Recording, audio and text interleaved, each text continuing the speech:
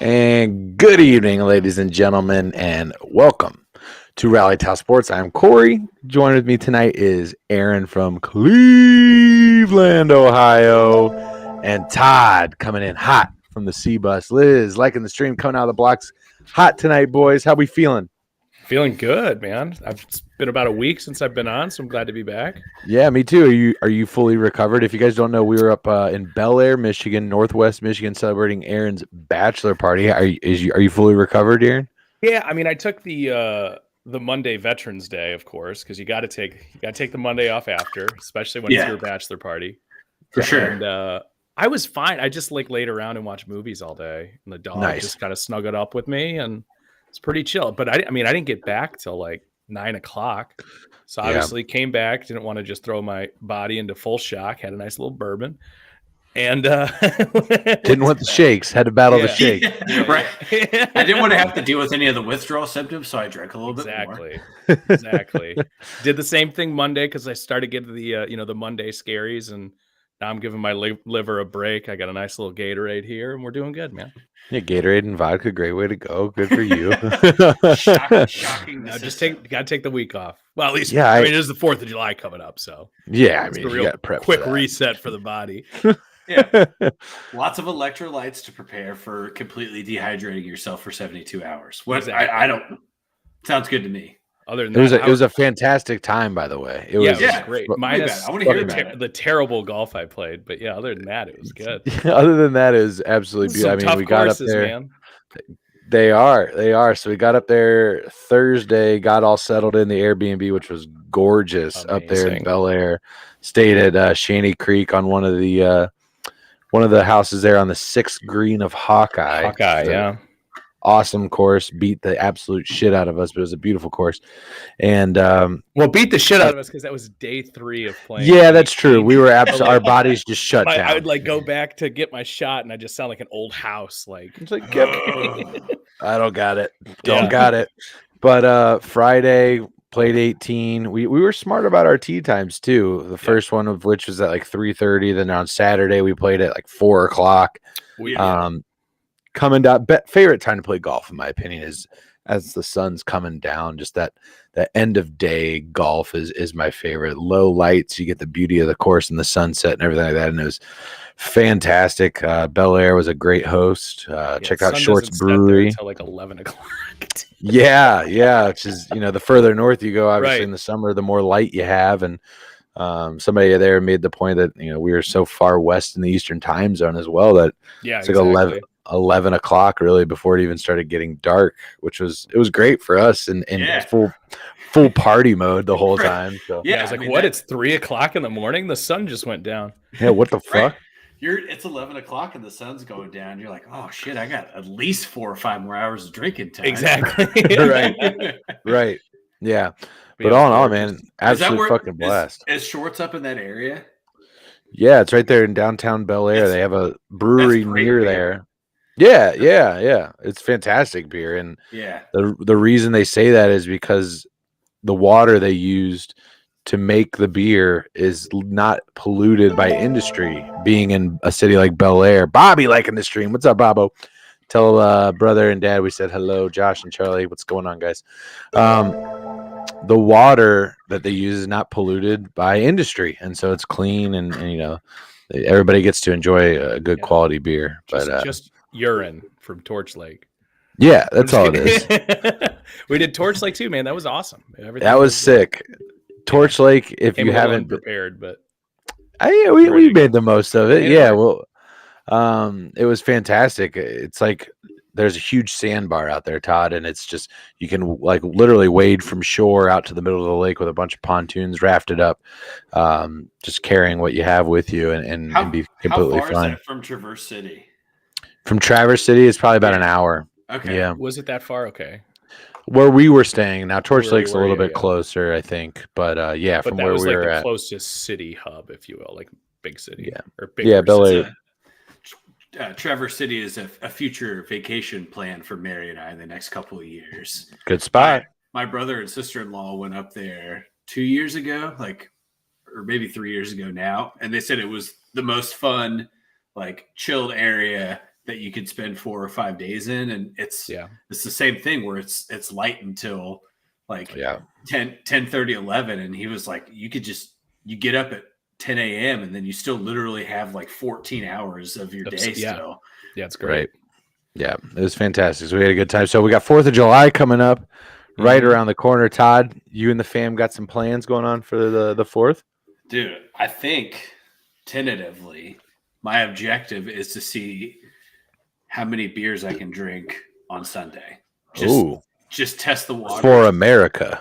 For the United States of America. Yeah. Because this is the first. So, number one, this is the first year I haven't worked on the 4th of July in my whole working career ever. Brian, thanks for liking the stream, man. Appreciate you, Brian. Crazy. So, we don't have any plans because I've just always worked. So, we never have planned anything before. So, we just didn't have anything planned. So, I'm gonna drink all day on Sunday. See what happens. Because I got to do some landscaping. The landscaping at this condo was very lackluster prior to us moving. Your dad mode is just taking over. You're like, I gotta get up in this bitch. I gotta fucking pull all these weeds and rebed this shit and probably extend a bed and throw some mulch and plant some shrubbery and all that. Yeah, just full. Your balls get bigger every plant you plant in the ground. I've heard. That's what I hear. Yeah, that's true. It's science. I think dad mode will take over when you're on like your 8th bush light and you fall asleep in the big chair. I think I'm going to go PBR this weekend. It's been a while since I've had a good PBR day, and that was like when I was disappointing. We usually agree on everything. Early in my drinking years, that was my beer of choice because before it became a hipster beer, it was a tall boy was like $2. Yeah, so you could go anywhere and get wasted for $16. Brian is going to Disney on Monday. Let's go, Brian. Going to Disney. Brian, when you go to Disney, I need you to drink around the world. If you're a drinker, if you enjoy to do what we do. I drank around the world when I was there last time in Epcot. There's 12 different countries. They all have their own signature cocktail. Started off in Mexico with the little margs and tacos to get things going. You keep going around. You can get in Germany, nice lager with a big old Bavarian pretzel. My favorite, I think it was either China or India. They had cantaloupe juice vodka drinks. Ooh. I've never had cantaloupe juice before. I'm telling you. I didn't know there was cantaloupe juice. You could juice anything, right? I have nipples. Todd, can you juice me? I have nipples, Brian. I think with the hydraulic press we could. But I digress. Hydraulic press. Much needed break, Brian. Enjoy it.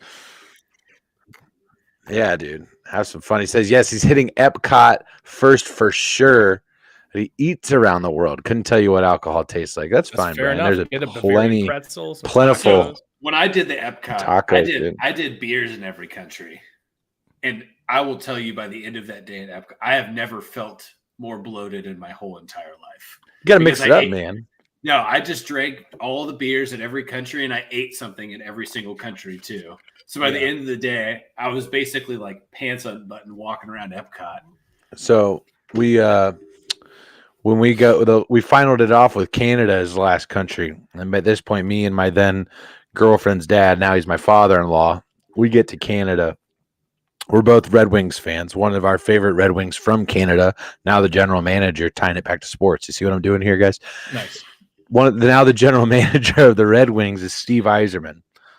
We get there, and they have some hockey jerseys hanging up there. So us, 19 sheets to the wind, asked this poor girl working there, "Do you got any Steve Yzerman jerseys? Huh? Got any CBY?" And she's from Canada, because all these fucking people at Disney, it's like, I'm Tiffany from Toronto. I am, right. Whoever from Hong Kong, right? It doesn't matter. They've got who they are and where they're from.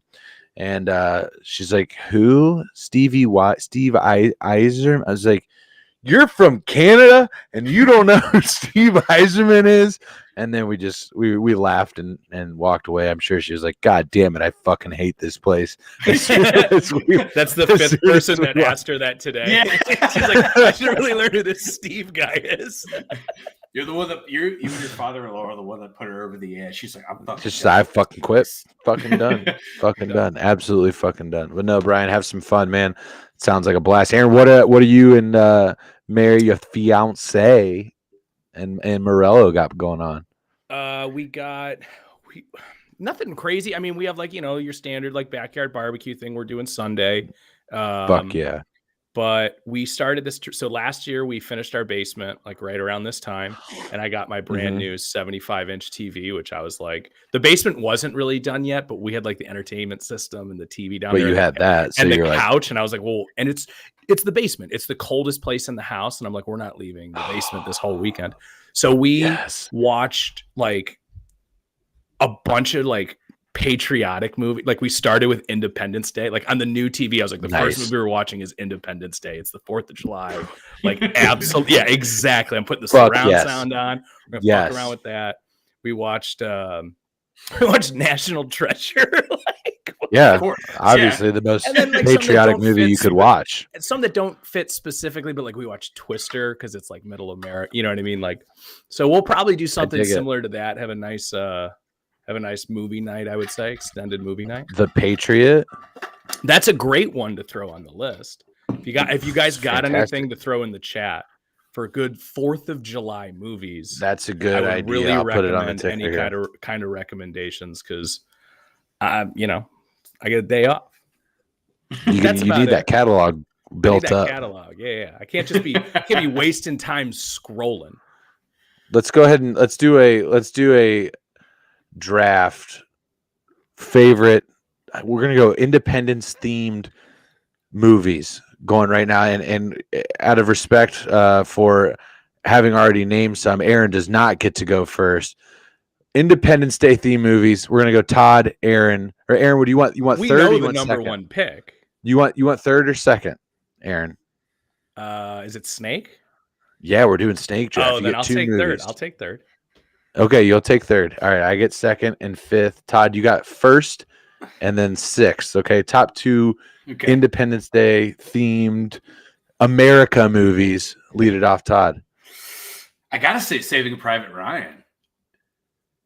Wow, that is not what it's a great pick. It's a good pick. So here's a fun fact. I did not watch that movie until like 2 weeks ago. First time I'd ever seen it. It's like 2 weeks ago. Interesting. Well, all right. I like it. Corey's supposed to be 2 and he just bailed on us. Right. Yeah, he'll be back. Well, does that mean I jump him now? Is this like the Giants or who is it, the Vikings situation where he's got a minute and if he doesn't go, I get his pick and I get to keep my own.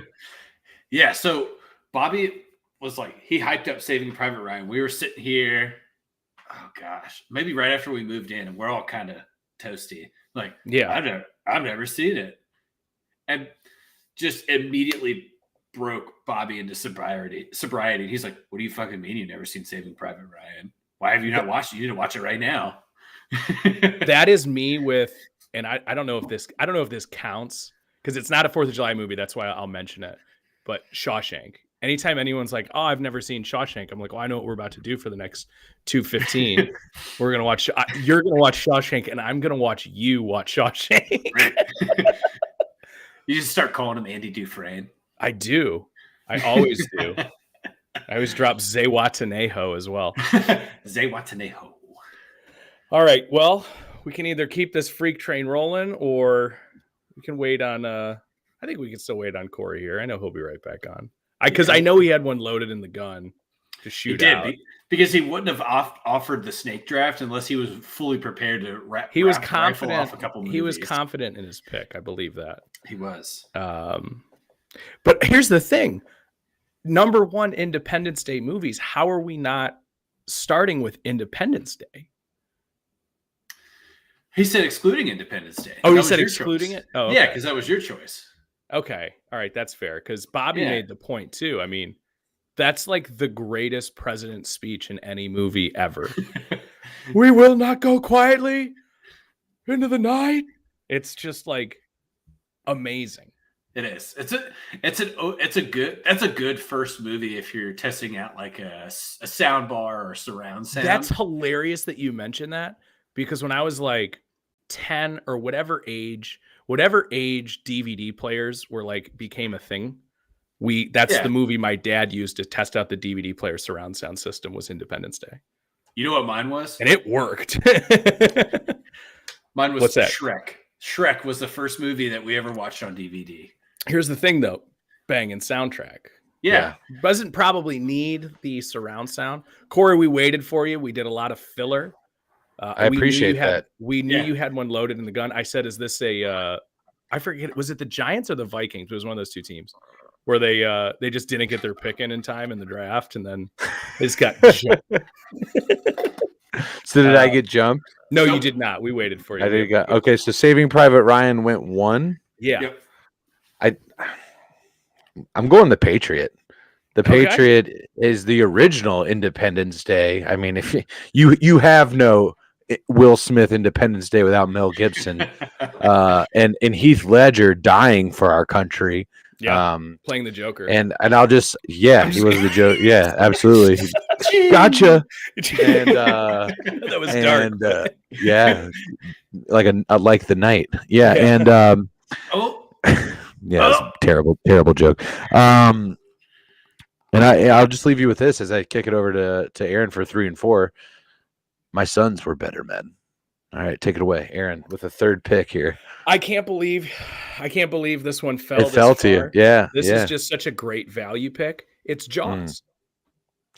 Wait. I thought we said we weren't doing Independence Day, the movie, which we've already mentioned it. So it's like a pretty. You could, but I just go ahead. I'm still taking Jaws. I mean, I love it. It takes place during the 4th of July. It does. It is, in my opinion, and not a lot of people will classify it this way, but one of the greatest horror movies of all time. If not, you would absolutely say thriller.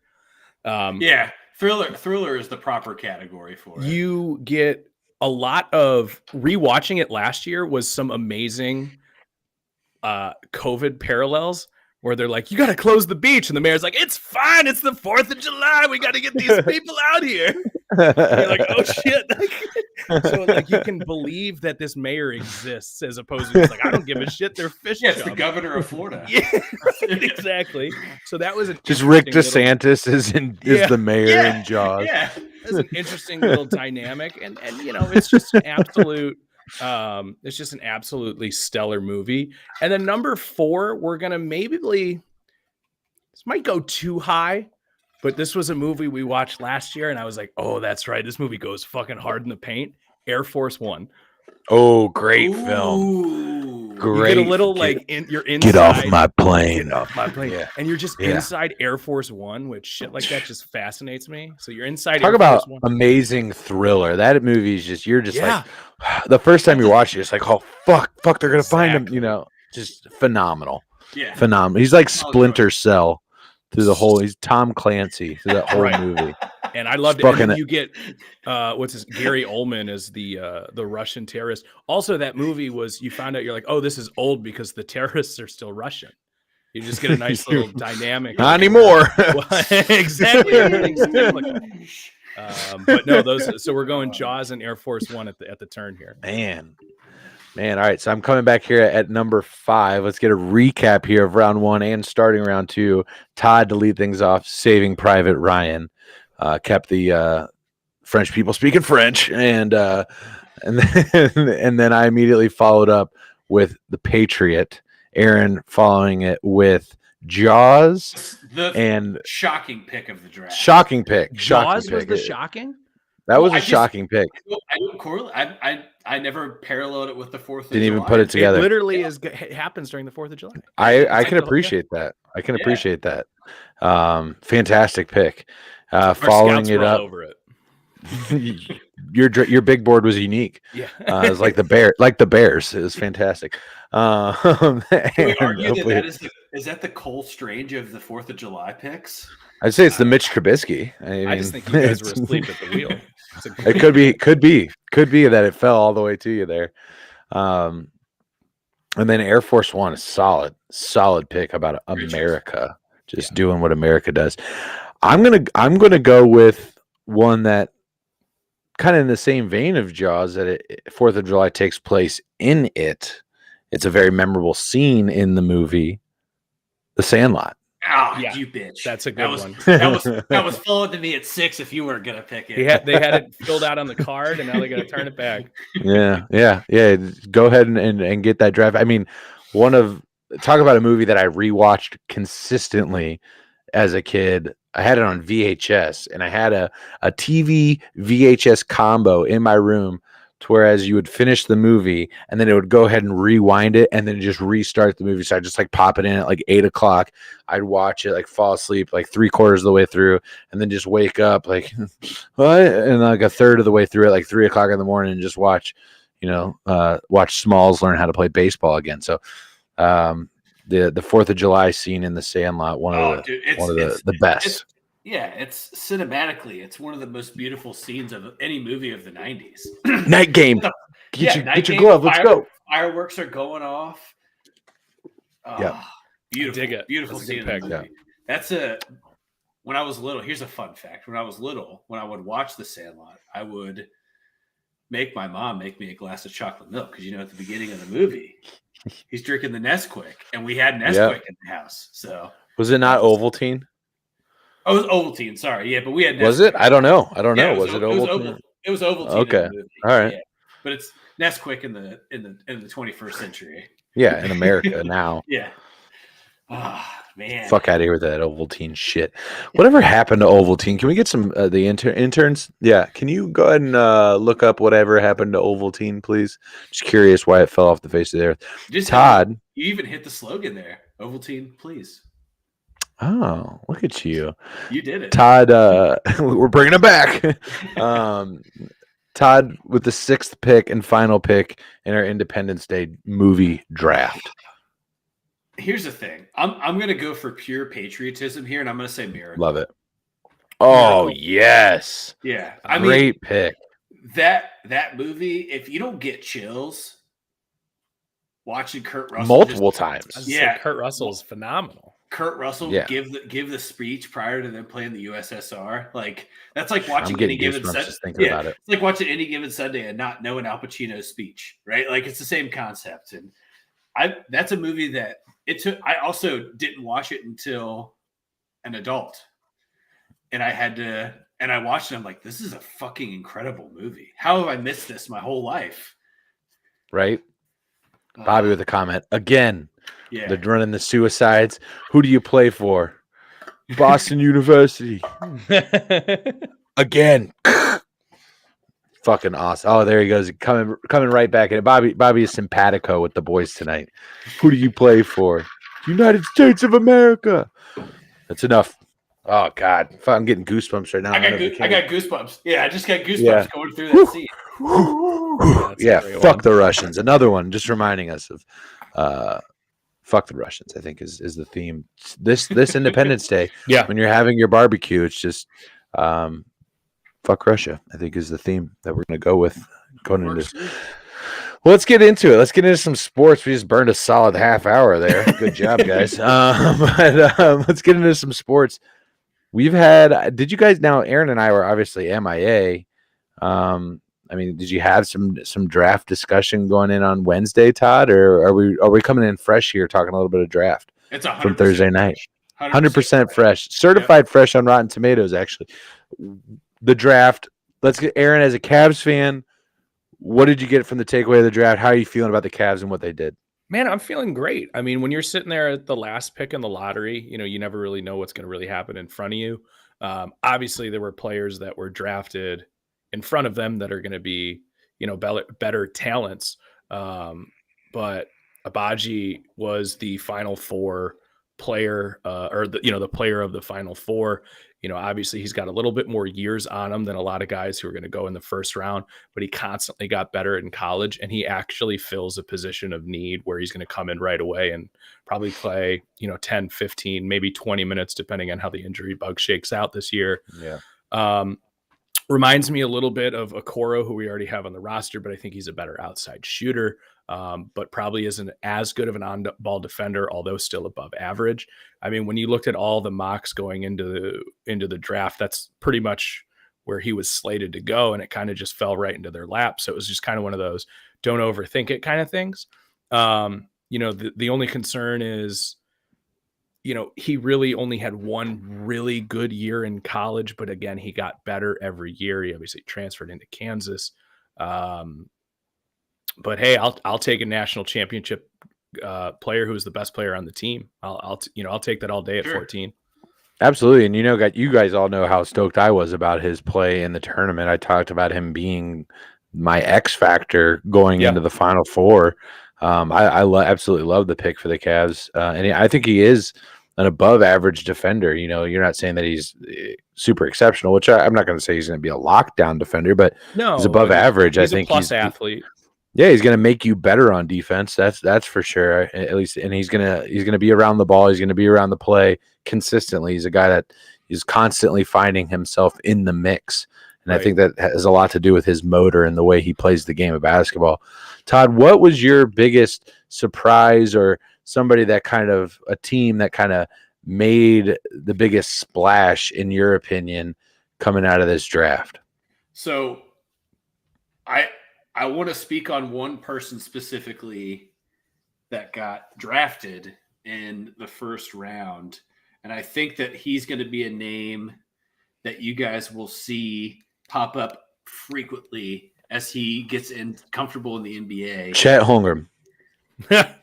No. He'll never look comfortable. He might play well. Right. Yeah. So that is David Roddy from Colorado State, who was drafted by the Sixers in the first round and then traded to the Grizzlies. So David Roddy is a guy that I think that – so we talked about Colorado State early on when we started doing the basketball stuff here, right? We talked because they were undefeated. Yeah. For a while. They cracked the top 20 at one point in time. Yep. And David They're my sleeper in the tournament, to be honest with you. And David Roddy was a force for them. Averaged 20-plus points a game this year, almost averaged a triple-double, and averaged almost 2 blocks a game at 6'6". And I think that he's only getting better. So in his time at Colorado State, he was a transfer into Colorado State, but he came in significantly overweight. So he's probably, they list him at 6'6" with shoes on, so he's probably around 6'5". But he came to Colorado State at like 295 pounds. And at the NBA Combine, he weighed in at 243. And he's like stacked 243, like not an ounce of fat on this dude. Plays really, really well around the basket. Has an excellent perimeter jump shot. He's not a three-point shooter, but he has an excellent, that 15 to 18-foot jump shot, which I think is a lost art in the NBA right now.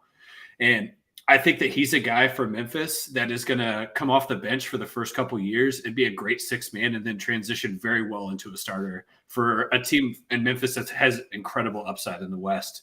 And really, outside of Golden State and Phoenix, Memphis is the next best team in that division or in that conference right now. And I think that you got them over Dallas. Then you got Memphis over Dallas. Yeah, I do, because Dallas isn't going to re-sign Jalen Brunson, which makes them heading to the Knicks.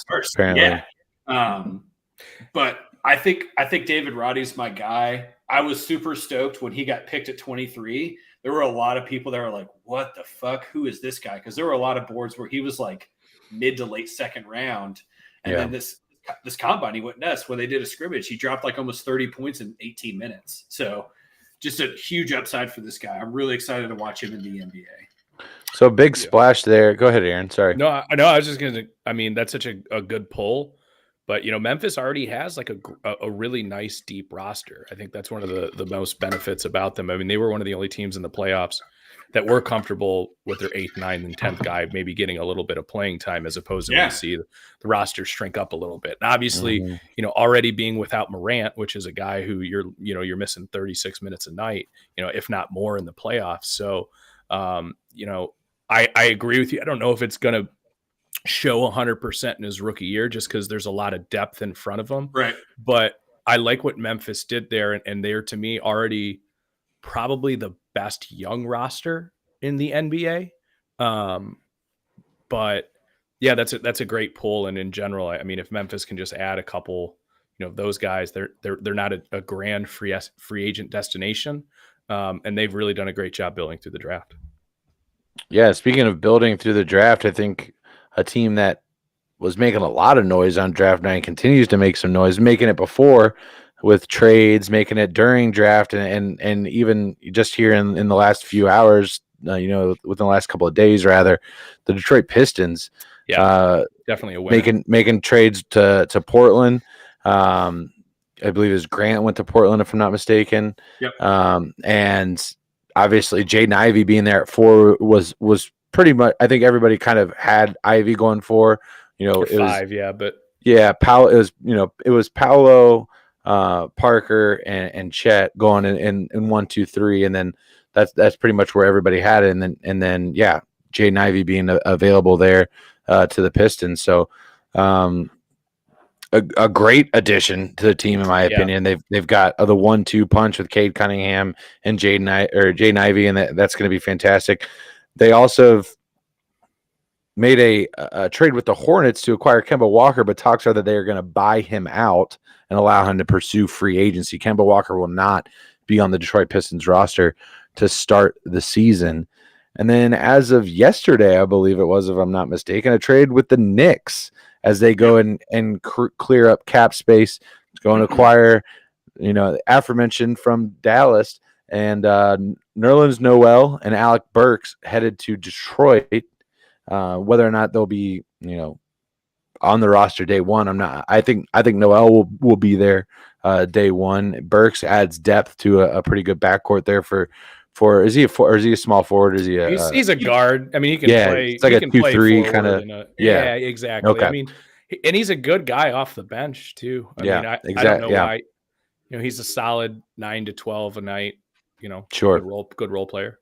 Yep. So the Pistons adding a ton of depth to a roster, and I believe they also got a center from Charlotte, if I'm not mistaken. They did. Their first round draft pick. So the Pistons had 2 top 20 picks, if I'm not mistaken. Top 15. Yeah. Top 15. So Todd, do you know anything about the center that the Pistons picked up? I do. Yeah, let's hear it. Jalen Duran came into Memphis. So he is a part of the Penny Hardaway coaching scandal with some not so legal recruiting and money being passed around. Perfect for Detroit. Yeah, that's legal now, man. So Jalen Duran came into Memphis 10 days after his 17th birthday. So I just want to preface by saying that. And this dude is an absolute force around the rim. That's right. He's going to be 19 in like January or something like that, isn't he? Yes. This dude is young as fuck. That's right. I remember hearing about that. Yeah. So he graduated high school early at 17 and gets to smart Memphis. Kid. Yeah. Gets to Memphis. Gets to Memphis and immediately makes an impact on that roster. Even just, outside, he gets into the season where it's already going on and is scrimmaging with Wiseman, who is now on the Warriors, and is beating him consistently one-on-one in the post, which I think is kind of follows into if you watched the Memphis and Houston game in the Elite Eight, it was one of the best games of college basketball all year. And this dude was kind of the center for Memphis around that. He's incredible around the rim. He's super fast. He handles the ball above average for a big guy. And most importantly, he can actually shoot free throws. I think that's a tough thing for a big man to do, is to shoot over 70% from the free throw line. And he does that. I think that means you can keep him in late in games. Exactly. Yep. And he's 6'10" and he has a 7'5" wingspan. It's amazing. It's interesting because Ivy kind of has a similar build to where not extraordinarily tall, but his reach, his wingspan, his net average, his space he's able to occupy is massive compared to his height. It's the reason. It's the thing that sets athletes apart in the NBA. It's the reason why they still measure wingspan, because you're talking about that whole the surface area in which they cover, and you get a guy like Jaden Ivey who's 6'4" but has a 6'9" wingspan or 6'10" wingspan, something ridiculous. That's a huge game changer when you're talking about somebody being a defender in the front court, because you're covering so much more ground. You're able to get in somebody's face not foul as frequently as a guy maybe like a Jordan Poole, who has a shorter wingspan at 6'6". And I'm excited to see Detroit kind of take some of these young guys and put them into play. I think it's going to be a slow burn. It's going to be 1 or 2 years before, but I think they actually have a chance to make the playoffs at the 8 seed or in the play-in series in the Eastern Conference this year, just based on pure athleticism. Yeah, it'll be interesting to see. I think we're in a time like we've talked about on this show, and Aaron, I'm interested in your perspective here too. But the East is kind of in that transitionary period of becoming a lot stronger. I think that's just cyclical with the way that the league is set up to where you can, acquire that top tier talent, and you only need a few pieces in play to really make some changes here. But what's going on with my lighting? Sorry about that. Get some changes. Yeah, speaking of changes, for Bowling Green, baby. I mean, the East has such a deep middle class. You know what I mean? Like the 3 through 10 seed, I think you can read it in a whole bunch of different ways. I like what Detroit did, but I'm never gonna have rookies come in and be like, all right, that's a playoff team now. Sure. I kind of need to see that now 2-3 years down the road. Probably so, depending on how these guys develop, what other type of moves that they make. But there's a lot of teams in the East right now. Like the Pistons are in the same division with the Bucks, the Bulls, and the Cavs, who I think right now are just a little bit better than the Pistons. But I wouldn't be shocked if they made the playoffs by any means. I mean, Cunningham came on so strong to close out the year as opposed to how he started. You expect him to take that year 2 leap. Obviously the Ivy pick, I think everyone was just like, yeah, that's really good. Nice job. Congratulations. And hey, they picked up a little bit of extra draft capital as well, taking in the Kemba, just paying them, that's buying a draft pick, and first round picks like that are, that's a big deal. And that's important. Yeah, exactly. So listen, I think the Pistons clearly walked away on draft night as one of the winners. But as a guy who roots for teams who have walked away from the draft night as winners across multiple different sports, it doesn't really mean a lot until these guys start playing. So let's give them a little bit of time here. But I think if you're a Detroit Pistons fan, it at least allows these games to be a lot more watchable and fun. For instance, the Cavs last year, as a Cavs fan, I tuned into as many as I can, and obviously they had a really good, start to the year and were heavily in the playoff mix early. But even the years prior, when you have these guys, you want to see how Garland does as he develops, Colin Sexton, guys like that. So yeah, definitely exciting time to be a Pistons fan, and you want to see the come up. So what's your take, Aaron? I'm interested to see, you see Cleveland draft Evan Mobley, and then you follow up the next year. Mobley? You draft his brother, not, dude. The next year. Round pick. I know. I think it's really interesting because if you look at the mold of the two of those, they're basically the same size, right? Yeah. And they play very similarly, but Isaiah Mobley seems to be less sought after. So I don't know. He's not as good of a prospect. Obviously, the reason he fell into the second round as opposed to, Mobley, who was a top 3 pick. I would say, I think it was Jonathan Sharks of The Ringer who made the point last year when Evan Mobley was being drafted, hey, don't forget this guy has an older brother, who's still playing at USC. Those guys were battling it out in the driveway as kids. Like, basically Isaiah Mobley has had to spend his whole life playing basketball against one of the, best rookie defenders I've ever seen. So that's not for nothing. You know what I mean? You learn something in those, especially as the big brother. You know what I mean? The younger brother's better, but it's not like you're a stiff. You just got drafted in the NBA. You're just, probably, what are you going to provide for this team? I don't know a whole lot. I think it's a great nod early to Evan Mobley, who I think is going to become a superstar in this league. To just, not that he's earned the right to get his brother drafted, but I think that was the Cavs just kind of being like, hey, listen, man, we're here for the long haul. I like it. I like the move. And it's a second round pick. Like, set it on fire. It doesn't matter. You know what I mean? Nobody's franchise gets screwed up by blowing a second round pick. Right. Yeah. And I think it adds some good depth on the front court for them, because now you have you have an additional big man that can give Jared Allen a break when he needs a break, because he's not a 35-minute guy. Yeah, no, but Mobley probably shouldn't be a power forward either. So they do a lot of shuffling, because you also have Markkanen who can slide over and play some 4-2, and those 3 guys were starters last year. But that's 3 7-footers. There's some, you're right. There is some additional bigs, but early in the season or on back-to-backs, if he can come in and play 10 solid minutes a night, that's really all you're asking for him. And sure, guys in the second round that get drafted that are 4-year players in college, I think come in and are role players right away, because they're a little bit more mature, they're a little bit smarter of players, they've seen a lot more stuff in their time. They just might not have the freak athleticism of some of these guys going in the top 14 or 20 even. Right. But you take these guys to the the New York open gyms in the summer, and those guys are competing. You know what I mean? Mm-hmm. Absolutely. I just want to get your perspective on it. I thought that I love it. It was such I love the nod to the brother connection. I mean, the Bucks did it, right? And so I like Bucks that. Do it. Yeah. The Morris twins on the same team.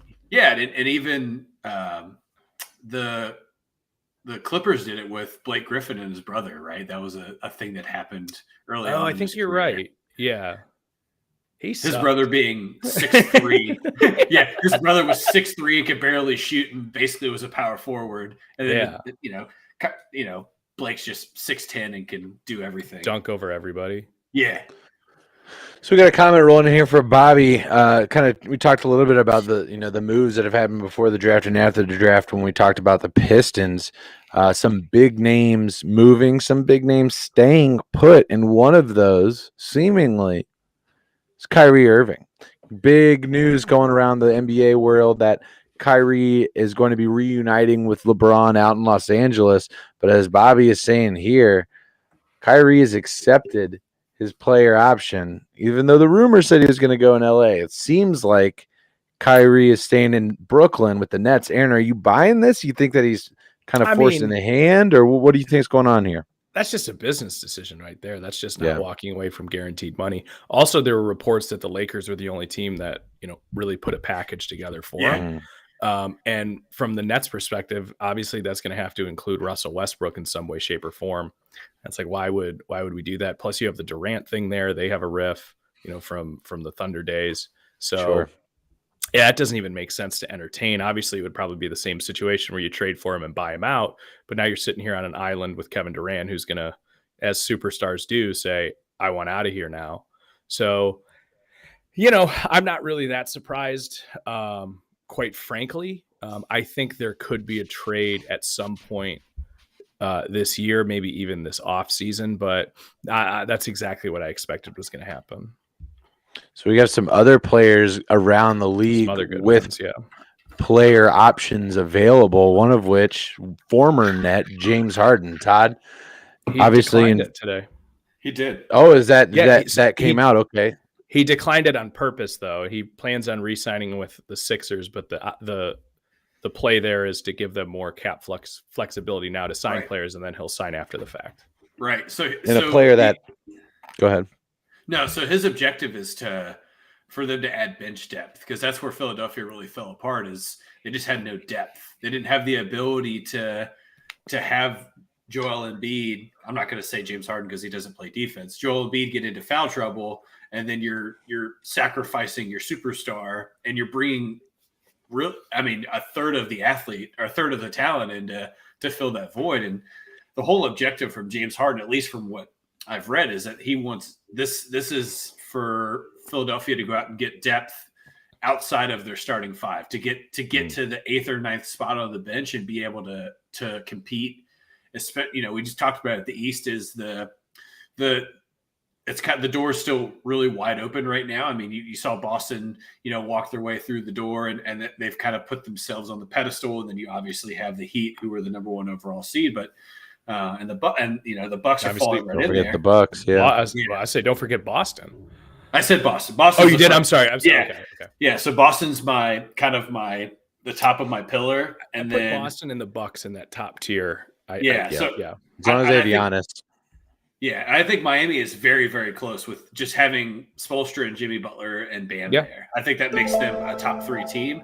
And then that 4 to 10. What up, Tez? Thanks for liking the stream. What up, Tez?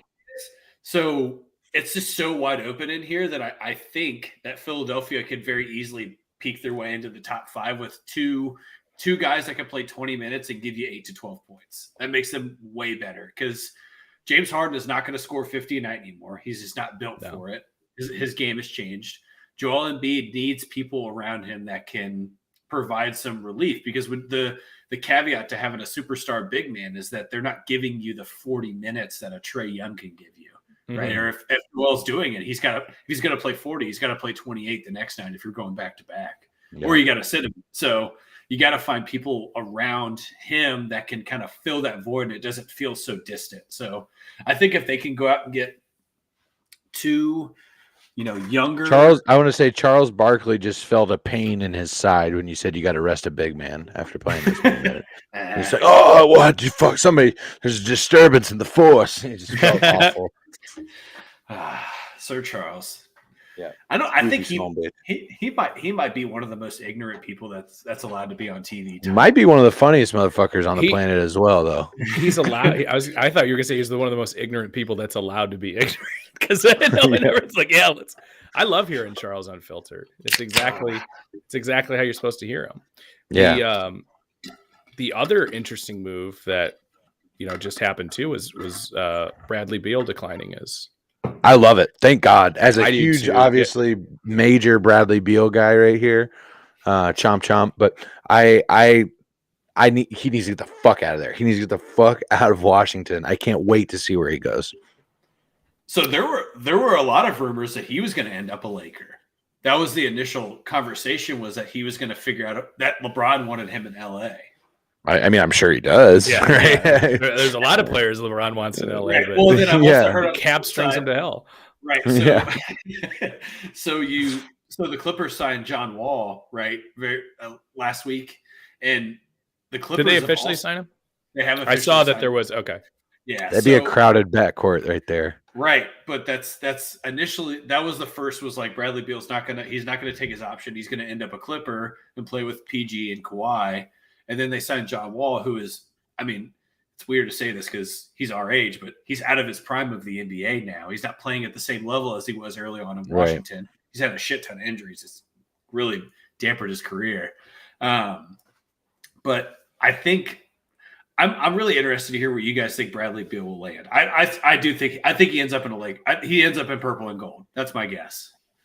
Where would I love to see him play? Utah, obviously, but I think where do I think he goes? I don't know that Bradley Beal is necessarily a large market seeker. I don't know that he's looking for that. I think he wants to be on a good basketball team. I'd like him in a Bucks uniform, to be honest with you. I mean, it just sounds like a very sexy fucking basketball team, but more than likely, where does he end up? I mean, fuck, Dallas could use some help. The Nuggets could use some help. The Heat but all the teams could use another scorer. None of them have cap space. So who are the top? It'd be one thing if it was a sign and trade, but he's just straight up declined. So right, he has to go somewhere as an unrestricted free agent. So that was what I was curious. So I pulled up the list. I mean, right now the only the Pistons have the most space. Oh Jesus Christ!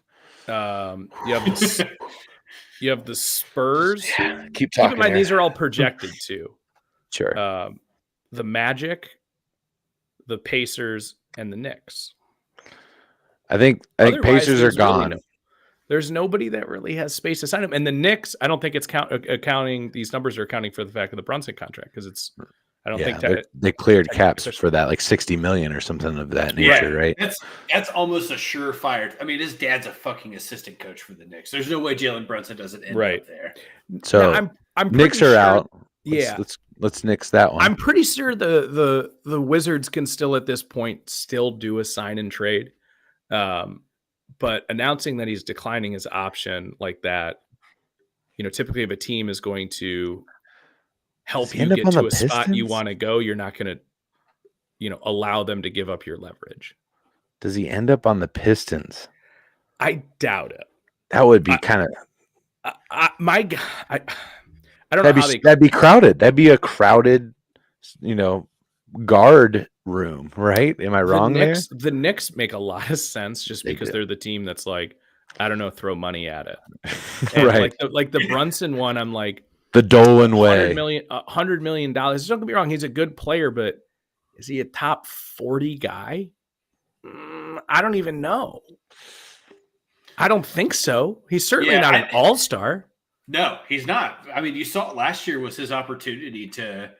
He stepped up excellent for them in the playoffs. He played great. He's earning that contract. Right, but his regular season statistics don't reflect a max contract. Right, that's what I look at. I mean, playoffs without Luka, somebody had to score. He stepped up the guy. Of course, he was your number 2 scorer going into the playoffs. So usually, if you're number 2 and your number 1 goes out, that's ipso facto number 2 becomes number 1. And he played great. He played great in the leading scorer role. But I don't know. New York is just a place where people go and just fuck up their careers right now. And I could just see that happen. I could see this being the beginning of the end for him when he's just starting to hit his stride. Right. With his next contract. And really, it's just like any other sport, right? You're going to overpay in free agency. It's not the efficient way to build a team. That's why teams that draft well are well rewarded and well respected, because, you're having these contracts on, whether it be rookie deals or you're lining them up right where you actually do have the cap space. Maybe you have a young core and then you go get a Bradley Beal. Then you go get a guy who's going to come in and be that last piece to, maybe a championship style run.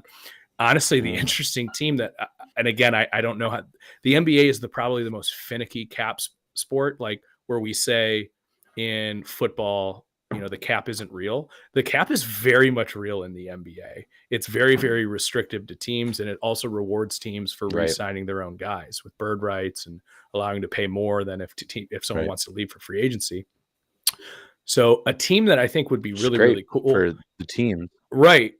A team that I don't think we're talking about that I think makes a lot of sense. The Pelicans. I think that would be a very, very interesting landing spot for him. We saw before he retired, JJ Redick kind of when, Anthony Davis was still there and that kind of that type of role is certainly something they're missing. We're all getting the pictures of Zion, who actually looks in shape right now, looks absolutely chiseled. I think that would be a really, really interesting landing spot if you had Zion, Ingram, and Beal. What about the Spurs? Well, they just traded Murray to the Hawks, so they're in the tank. Beal doesn't make any sense. Doesn't want to head there. No, they're accumulating draft picks. Obviously, like going to the Wizards again. Yeah, the Wizards. That's why I write off the Magic as well. Obviously, a team up there in cap space, they have the ability to go out and acquire somebody like that. But is he willing to sign with somebody like that? Is probably not. I think he wants to be on a team that's in win now mode. Sure. What about the Cavs, Aaron? I think it would if we could put together a package right now to sign and trade Sexton and Beal. Sexton being a restricted free agent who they just picked up his qualifying offer. I would entertain that. I think that would be a good fit. But if you bring back Sexton where you actually re-sign him, then it doesn't start to make a ton of sense because he still is in a little bit of a development mode, even though he's getting into his second contract. And also with losing pretty much all of last year. But I think the Cavs are a team like we're talking about. And obviously, the Pistons as well, but they haven't shown it yet. So from Beal's perspective, I don't know if he wants to do that. The only thing I would be nervous about as a Cavs fan is about Beal's health. How long of a contract are you giving him? You've seen his shooting percentages, fall as he's gotten older. He still absolutely puts the ball in the bucket. But I think last year was like his worst 3-point shooting season by far. I don't have the numbers right in front of me, but I'm pretty sure that checks out. Sure. But he's going to be valuable. He's going to be a valuable piece to a team that's trying to compete. Absolutely. He's rehabbing right now too. You got to remember he had a season-ending wrist surgery in February, and he's still rehabilitating that on his shooting hand or on his shooting side. Right. Yeah. Yeah. So a lot of big names jumping around here. A lot of moves happening. Just kind of rolling through it here. One of the teams that obviously I root for and I was hoping they would make a move pre-draft, didn't do so. Still have the ability to do so now as things are shaking out. The Utah Jazz. What in the fuck is going on? Are they just rolling? Are they rolling with Rudy? Are they rolling with Donovan going in this new season? Rumors coming out that one of the Celtics assistant coaches is destined to be the new head coach of the Utah Jazz. Very young head coach. What's to make in Salt Lake, Todd? So I think so you got to remember they had no draft picks either. Utah had 0 picks. Which is why I thought they were going to make a move before the draft to try and get some capital and start the rebuild. So I think you're going to what I predict is that at 6:05 tomorrow, Utah is going to come in hot as soon as free agency opens up. There's going to be a lot of shifting. I think they were waiting to solidify a coach. Because you got to remember, I mean, we've talked about it a lot. Utah this is a city that is acclimated to winning, right? Yeah. There's not really there hasn't been a losing bug in Utah ever. So you solidify your head coach spot, and then I think you're going to we talked about it this morning, but I still think Rudy Gobert will be traded within the next 72 hours. I think he's the one that Utah moves. The reason I say that because I think that the return on investment that Rudy Gobert gets in today's trade market is higher than what they would get from Donovan Mitchell to another team. Look at all the guards and all these hybrid athletes that just got drafted in this year's draft and in the years prior draft. There's a lot of guys that do the same thing that Donovan Mitchell does that are a little bit taller, a little bit faster, just not solidified in the NBA yet, right? They're still developing. But Rudy Gobert is a guy that if you need a big man that can play 30 minutes a night, that is going to guarantee you a double-double and at least 2 blocks a game, and that's the part that you're missing to win. He's the best available option that's on the market right now that you can take and not have to worry about negative impact. He's a guy that's just going to go out and grind for you. This shit with him and Donovan Mitchell actually surprised me because his whole career he's been very silent and hasn't really been the spotlight guy, and then he kind of makes him and Mitchell go back and forth on this. But I think Gobert goes. I still firmly believe that he ends up in a Hawks uniform. I mean, we saw them. They dumped Gallinari's contract, which is $20 million. The Jazz still need a big man. They need somebody to play under the basket. I think that John Collins can be a guy like that for the Jazz. Clint Capella, same thing. He's a guy that can be that for the Jazz, and you're not missing out on anything. Because right now, what Atlanta, to me, what this looks like with the trading of Murray, you have Trae Young going into the fourth year of his contract. They're going to have to make a decision within the next 2 years of how much, if they're willing to pay Trae Young, and then who else are they going to be willing to pay that money? Because you're talking about a team that really only has 3 guys over 15 million right now. And in the next 2 years, you could potentially have 5 guys over 30 million. So, or 5 guys touching 30 million. So they're going to have to work out a deal to where if they're going to build around Trae Young, they build around Trae Young, but they're going to pay Trae Young. You don't. I mean, that's who they're building around. That's who they're building around. All-star starter just walk away unless he doesn't want to be there. But I'm surprised you're saying the Hawks, and the only reason I'm saying that is because if you're the Jazz and you're going to trade Rudy Gobert, aren't you starting at a first-round pick, even if it's a late one, like from an actual contending team, lottery protected, all that jazz. Hey, there you go. I don't see the Hawks being a fit anymore after the Murray pick because what did they just gave up like 2 first rounders and some swaps? 3 first rounders and some swaps. So even according to the Stepien rule, they can't give up a pick for 8 years because you have to own your own draft pick every other year. Mm-hmm. You can trade the rights to that on draft night, but you have to keep that pick. So Ted Stepien, GM of the Cavs, or was it owner of the Cavs? Rule made after him because he's like, I don't know, fucking trade all these first round picks. I don't give a shit. And then we were in hell for years. But I think the team that makes a lot of sense for Gobert is the Chicago Bulls. I think you upgrade from Vucevic. I think you can use that as a good way to kind of match contracts. Bulls have a little bit of draft capital. They showed a lot last year. If you can get, Lonzo healthy again, obviously we saw what DeRozan did last year with a career renaissance. I think basically what you're doing is taking Vucevic, who is, an effective player, a former All-Star. He's not a bad guy to have on your team, but Gobert is just such a clear upgrade over that. I think that could be an interesting landing spot for Gobert personally. Yeah, especially if Levine likely won't re-sign with the Bulls. He's a free agent, so right, that wouldn't be a bad landing spot. Yeah, obviously, when you're talking about this trade, you're talking about Vucevic coming to the Jazz, right? You're not going to. Yeah, it's going to be Vucevic and some picks, and I'm sure, maybe like somebody that has a little bit of potential. I think is Kobe White still on the? You know what I mean? Like something like that, where it's like like nothing. Does crazy. The Jazz playoff streak come to an end? Is the real question. It's a good question. Does the winning record? I think they've had a winning record since the '80s, if I'm not mistaken, which is pretty impressive. Very impressive. Does that come to an end? That's another thing to watch as we move into this next season and get into free agency, which you said tomorrow morning it starts. Is that correct, Todd? Tomorrow evening at 6 p.m. Eastern. So it's going to be litty titty as we come on tomorrow night for our show. Other free agency news we want to touch on before we move into football?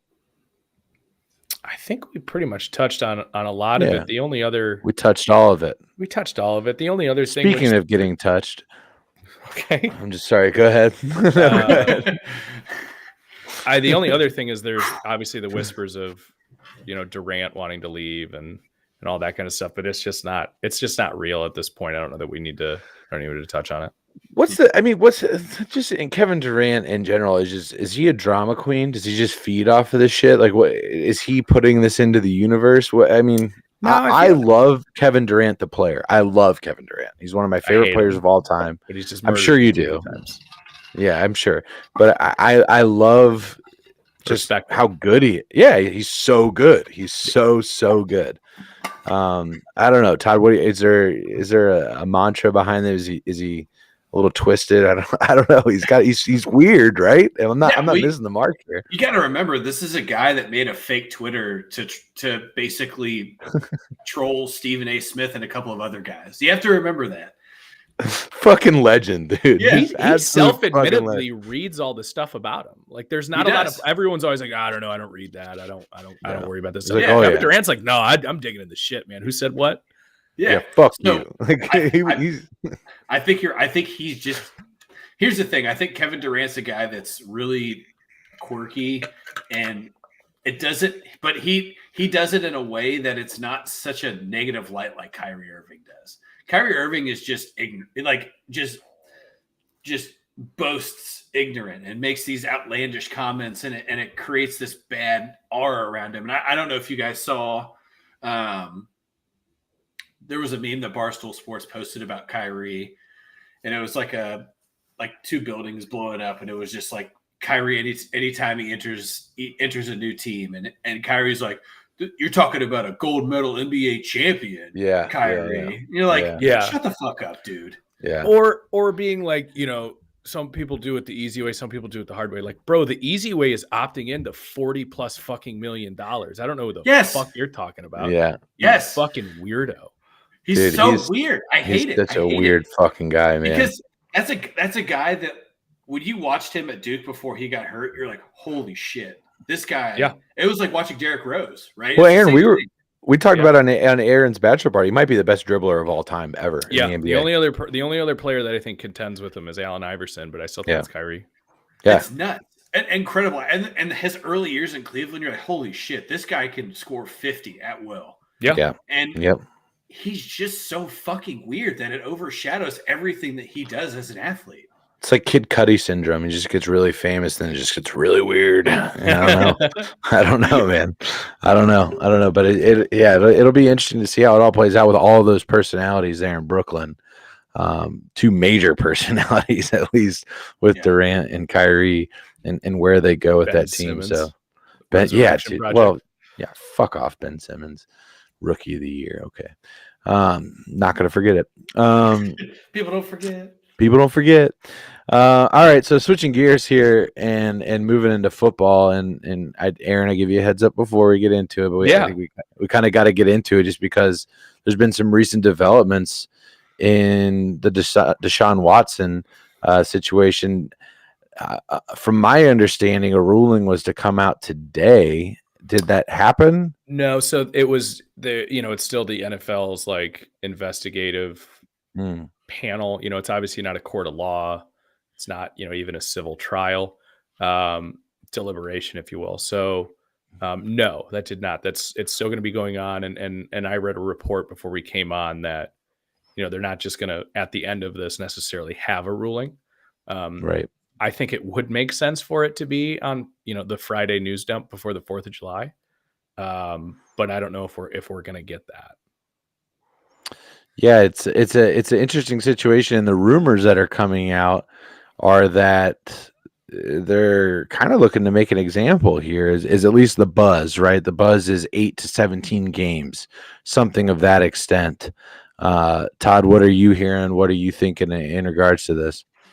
So something that I learned right before we started that I didn't know is that there could be, so they have a former federal judge that is going to make a decision on this, and then Roger Goodell can make his own decision. Yeah. Independent of what the decision is made by this committee. Which makes you question what's the point of an arbiter? What is the point? Yes. What is the point? So as we're talking about, because of course I've been following it, and then I read this and I'm like, what the fuck does this matter? Like, why are we not just making a decision on this? And why is Goodell not making his decision and moving on? And I don't know. Like, I think that Calvin Ridley gets a year, and if Deshaun Watson doesn't, it makes things look real murky in the NFL. And that's the thing about the NFL is they don't do. There's no litmus. There's no measuring stick in terms of punishment of what is judged as worse than the other. Right. I don't think the Calvin Ridley thing compares at all, though. Well, what I think Todd is trying to say is that Calvin Ridley got a year for gambling. Right. What do you get for 24 accusations of sexual misconduct, sexual assault? What do you get for that? What do we know about the Shield? All they want to do is protect the Shield. And again, I'm not saying what I find personally worse or not. But now that the NFL is also starting to get into the gambling space and what happens every game that you watch now? Oh, the refs got money on it. The refs got that is something that completely destroys the integrity of the game. And again, I'm not saying what Deshaun Watson did was good by any means, but I'm telling you, the NFL gives a shit more about the on-field stuff than they do the off-field stuff. Yeah. And that's just we've seen that time and time again. Absolutely. I don't think there's any other way to take that than laying it out as factual based on what we've seen there. Yeah. No opinion based behind that. And I think one of the things that I think does play into that protect the Shield or maintain the league and the reputation that comes along with the league. It's the fact that Roger Goodell just sat in front of Congress about a week ago, and the opinion after which was not good. It was not. Yes. It was that Roger Goodell did nothing to hold Dan Snyder, owner of the Washington Commanders, Washington football team, Washington R-words, accountable. He did nothing to hold them accountable, nothing to make him pay for it. And you have to wonder that now with this case obviously getting a ton of attention, we've talked about it almost every single show, is there a point to be made? Is there an example to be made out of Deshaun Watson because of that? saying, no, look, we do uphold our athletes to a higher standard. Here is an example of us doing that right now. What's the NFLPA going to do? They're going to come in right away and say, you didn't do shit for Robert Kraft. You didn't do shit for Dan Snyder. You didn't do shit for the Panthers owner. You didn't do shit for any of these guys who, have all of these accusations as well. And some that are literally proven true. Right. But I'm talking about the owners. So the NFLPA, and I've read this too, is that they're already ready to go guns blazing, because I think the NFL also is going to want to come out and put out something long. There's nothing that they're going to be able to put out that's going to appease all fans other than, hang them in the street. Some people won't be happy until that's the ruling. You know what I mean? So that's why I think they leaked the indefinite year. I don't think that's going to happen. If anything, I think these last couple of days, I feel like flop from this, where kind of after the trade and after the no criminal charges were being levied and everything like that, I was like, all right, I bet he's going to get like 4 games. And then I went to, it's absolutely going to be a year. And I'm starting to shave those down a little bit, because I think the Players Association, again, whether what he did is, what he did was wrong. But it's the same thing of any other type of union. You're there to protect the player. Sure. Yeah. And that's what's going to happen. One thing I've also heard is that, maybe they ask for the year with the expectation that they'll get less. Like they'll levy for a year. The NFLPA will come back at them and appeal it, and then they'll settle. But that is their intent, is to get less than a year. The NFL doesn't want a full year because they want this to hit the salary cap. They want this to count as a year of contract against the Browns salary cap for signing him. That's what you get. You get Deshaun Watson, you have to pay him to sit on the bench, and he's going to sit there for most of the year. So it's it's captivating in a sense, right? This is one of, at the time before he was out all of last year, regarded as at least a top 10, if not a top 5 quarterback in the league. For sure. One of the youngest, most exciting, according to fucking Dabo Bible Thumper Sweeney, next Michael Jordan, right? Of football. So, it's going to be interesting. And then you have Baker Mayfield mixed up in all of this, and Jacoby Brissett's just sitting there like, I'm here, like I'm good, like I can play football too. But Baker, as Bobby pointed out, getting rumored to the Panthers. Yeah, I think he's going to end up in Seattle. So that was an interesting thing that happened. That I don't know how true it was, but I sent it over to you guys. Apparently, there was a leak on the Seattle Seahawks Pro Shop of a Baker Mayfield jersey was appearing on the Seahawks Pro Shop. An oopsie, fake. I don't know. What makes you think Seattle, Aaron?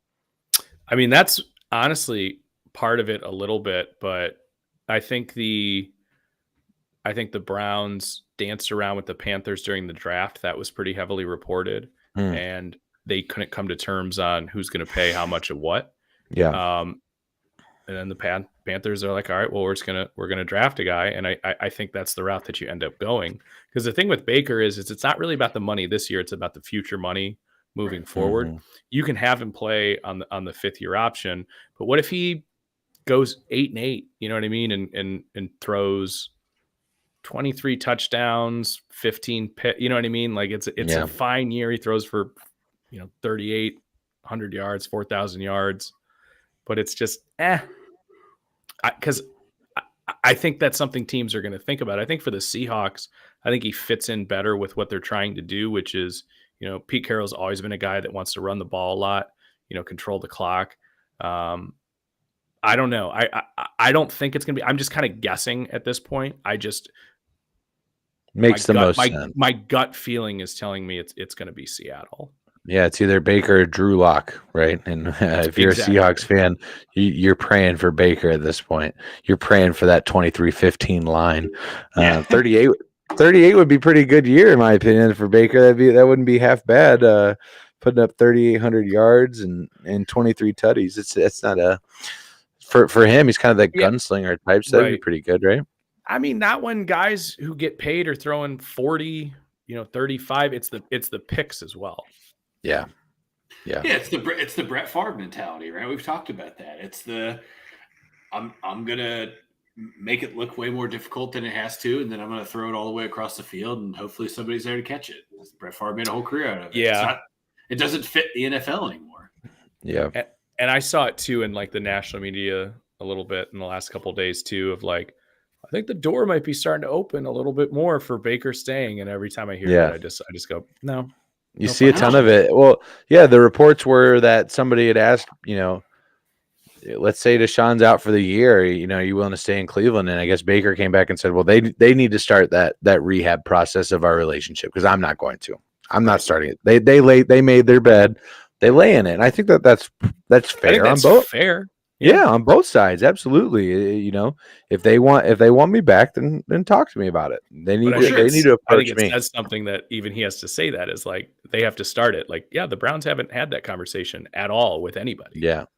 I think that's absolutely just off season. Someone like, well, we have 30 minutes to fill. Yeah, it's the end of June and nothing. Basketball is over. What the fuck are we going to talk about? Let's start talking about Baker Mayfield. Exactly. Absolutely. And speaking of AFC North quarterbacks, all reports out of Pittsburgh are that Mitch Trubisky is going to be the starter, at least leading into training camp, saying that Kenny Pickett is taking reps with the third string team behind Mason. That's your first round pick, Pittsburgh. I mean, if you're a Steelers fan, which I know God bless us, none of us are, but if you're a Steelers fan, sorry, Bobby, I know you're probably still watching, but and you're seeing that your first round pick is taking snaps at the third string level, what are you thinking? It's not logical, right? It's like going to a restaurant and you're like, you know what? I'm gonna splurge and I'm gonna get the filet mignon, and all you do is eat your fucking sides and you leave the filet and you let them you just eat the bread. Yeah, the free bread. It just doesn't feel right. I mean, imagine it's the Bengals in this situation, right? And they have a great quarterback that leads them through basically 2 decades of winning seasons, and then you're in the hot seat and you take a quarterback with your first pick. And you sign a guy like a Trubisky, and then you have a backup that has proven that he doesn't play at the starter level. Yeah. And then your first round pick is taking reps with the fucking third string team practice squad. Yeah, I mean, but here's the thing, guys. This just sounds to me like classic, like coach. I mean, it's Mike Tomlin, right? Yeah. It's earn your way. You got to earn it, right? Mason Rudolph has been in this league for 4 or 5 years. Mr. Trubisky has. He was signed in here to be the starter, and training camp hasn't even actually started yet. These are OTAs. Right. I think when you get into training camp or when you get into the first preseason game, Kenny Pickett will be the guy out there taking the second team snaps. Calling Trubisky the starter here now is not a problem because you can't go from Pickett to Trubisky. It's very easy to go from Trubisky to Pickett.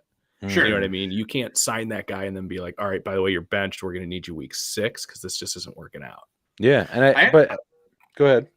No, I was just going to say, I am interested to see Kenny Pickett take NFL snaps because I was very impressed with him at Pitt. I think that he played the most pro. I said it through all the draft. He played the most pro style NFL quarterback, and it showed. He was the first quarterback picked, and I think that he has the football IQ to be in the NFL and to be a starting quarterback. But again, he's kind of undersized, and that quarterback is showing that it just. He's a pretty tall guy, though. He's pretty tall. He's 6'1", right? No, I thought he was like 6'3" or so. I'm not 100% on his height, but just from watching him out there on the field, he looks to be a pretty tall guy. But here's the thing. He's 6'3". Here's the thing about all of that, though. The only thing, in my opinion, that you're really doing by not starting Kenny Pickett is you're pushing the rebuild out. You're pushing it out a little bit farther because the only thing that prepares a quarterback for NFL speed is NFL speed. That's the only thing that can do it. You hear every single player after their, first few games, if you talk to them, or after their rookie season, you interview them about what'd you think, playing your first snaps in the NFL. What's the first thing that they say? Oh my God, it's so fast. It is so fast. Everyone is fast. The down linemen are fast. The linebackers are fast. Everything moves at a quicker clip.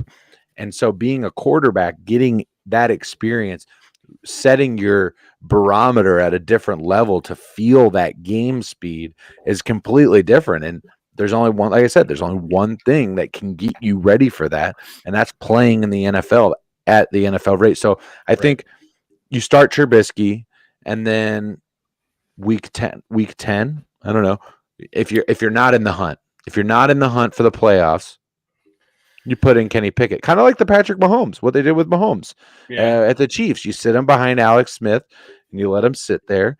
And then once you realize that the playoffs aren't, you give him the last 3 weeks to do his thing, kind of get some meaningful minutes, and go from there. And go ahead. I was just gonna say, good call on week 10. It's their bye week's week 9. That's traditionally when you're gonna put the rookie in, is that week after the bye week. He gets an extra week to prepare. Stat man.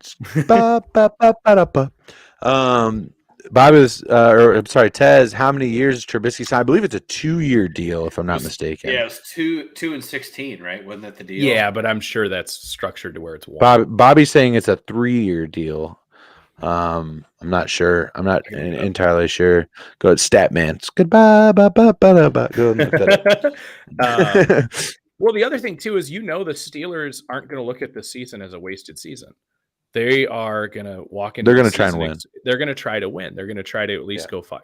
I know it's 17 now, but 9-8, or what, 8-1? Isn't that what they did? So it's a 2-year deal. It's a 2-year deal. Yeah. But he only has $2.6 million worth of dead cap for next year. That's pretty easy to walk away from. Yeah, absolutely. So I think the plan is kind of like we were saying, just roll Trubisky out there, let him earn it, let him earn a contract, and then you have him under contract for the second year. That's an easy trade to make as well if you're the Steelers, right? You're not burdening another team with a large contract. Obviously, Trubisky is going to want an extension upon signing, but that's an easy deal to start from. We can go ahead and we can pay, from the Steelers' perspective, we're going to pay that what we owe him this year. You guys start fresh. You have complete control of the contract for this year. We'll eat that 2.5, 2.3, whatever you said it was. Well, you guys can go ahead and negotiate. 10.6. So if you want to keep him on the roster with the same contract, which still isn't if that's going to be, if he plays himself into being a starter, then that's no problem. And the other thing too is, like you just said, I mean, for Trubisky, he's not really playing for the Steelers this year. He's playing for the other 31 teams. And there's really not a better opportunity for a quarterback to kind of re-salvage his career, because you can make some cases that he got a couple tough breaks in Chicago. Obviously going and just backing up Josh Allen helps a little bit. He was kind of a little bit almost forgotten about last year, but kind of rehabbed his image a little bit.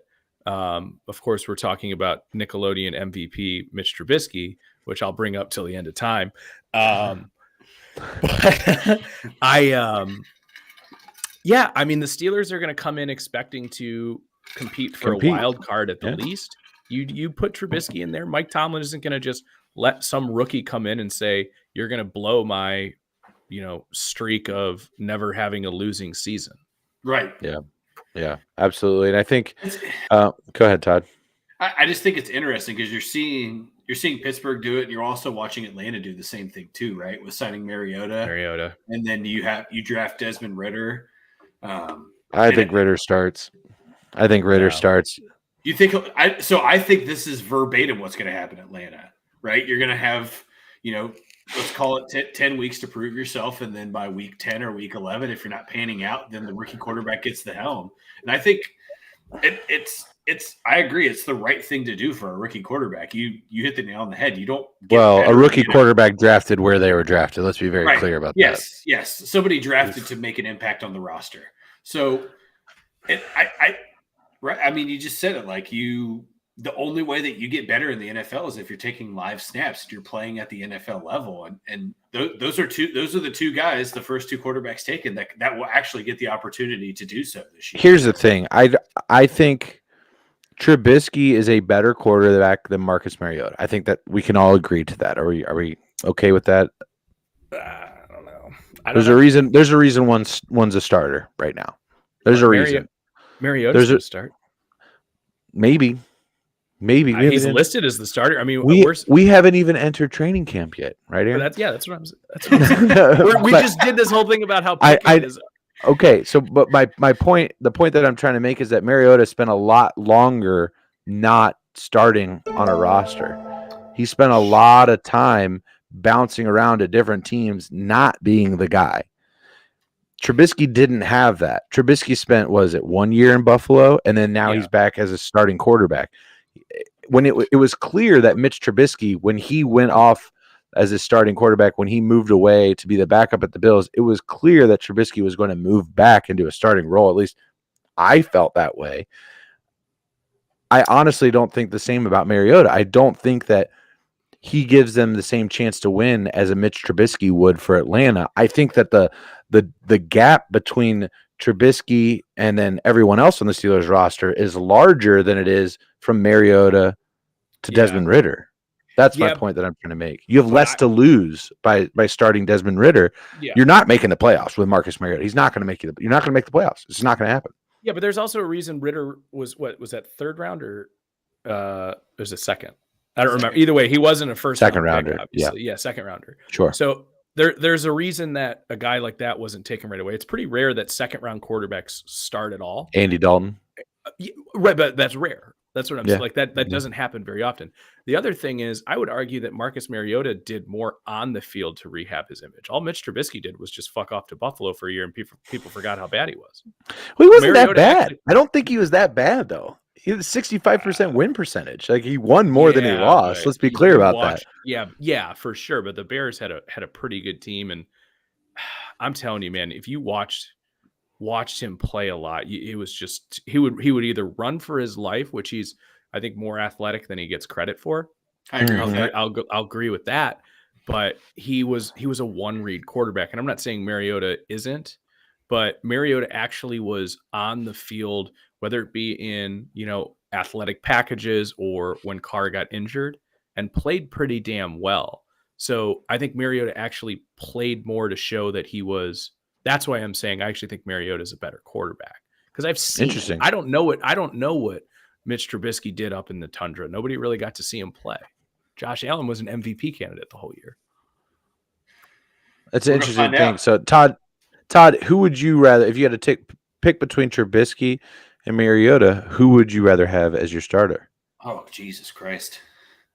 Just fold the franchise in. It's like asking me if I want like tuna salad or anchovies. I don't want either of them. I love tuna salad. Oh God, that's like the one thing I can't stomach. Can't eat tuna salad. I can't get past the smell. Yeah, it's awful. Like I'm eating cat food. Yep. It looks and smells exactly like cat food. All right. So if I were to open a can and tell me how many cats start howling at you. They're not even your cats. Charlie, you're going to want to go ahead and eat this cat food because in about 30 minutes, there's going to be a bunch of cats screaming outside. Little It's Always Sunny reference for you. I liked it. So here's the thing, and I'm going to say this, and I don't say it often. I actually disagree with Aaron. I think that if I'm going to make a pick, find some of those. Never happens between you two. You just jerk each other off all show. Yeah, it's great. I'm always both were like, yeah, dude, fuck tuna salad. Yeah, I'm taking Mitch Trubisky. I think that you just said it. I think Trubisky is not recognized for his athleticism on the field. I think that he is an equally mobile quarterback as Marcus Mariota and younger. I think that Trubisky is getting an opportunity to take some actual talent with a team that's actually built a little bit around him. Now, I still think there's some holes in the offensive line in Pittsburgh, but you have a good, strong defense that's going to keep you off the field. I think that's he did well with that in Chicago. There's proof of that, right? You said he had a career winning percentage of 65% as a starter, and that was because Chicago kept him off the field for half the game. Yeah, but it's also not Trubisky plus roster. It's if that's the argument, then yeah, obviously I'll take the Steelers with Trubisky over Mariota with the Falcons. I'd still take Trubisky with the Steelers over Mariota with the Steelers. So here, let's just break it down. So Trubisky has been in the league for 5 years, and I'm pulling up Mariota here. My browser's lagging a little bit on Mariota's time in the league. I think it's a little bit longer, closer to maybe like 8 years, if I'm not mistaken. No, 7 years in the league. Mariota isn't even that old either. I mean, he was 7 years. Yeah, like the 2 pick behind Jameis. So the 7 years in the league, overall record of 29, 32, and 0. 29, 32, and 0. Mitch Trubisky, on the other hand, 29, 21. A completion percentage for Mitch Trubisky of 64%. Marcus Mariota, a completion percentage of 62%.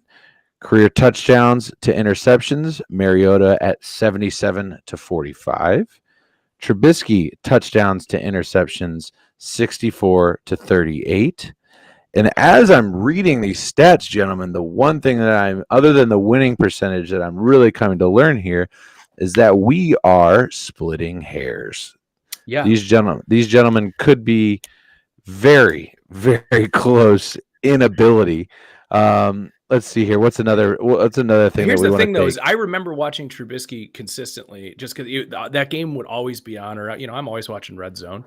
He refused to throw the ball downfield. He might have a higher completion percentage, but a lot of those yards per attempt. Let's go ahead and look at that. Career yards per attempt for Marcus Mariota, 7.5 yards per attempt for Mitch Trubisky, 6.7.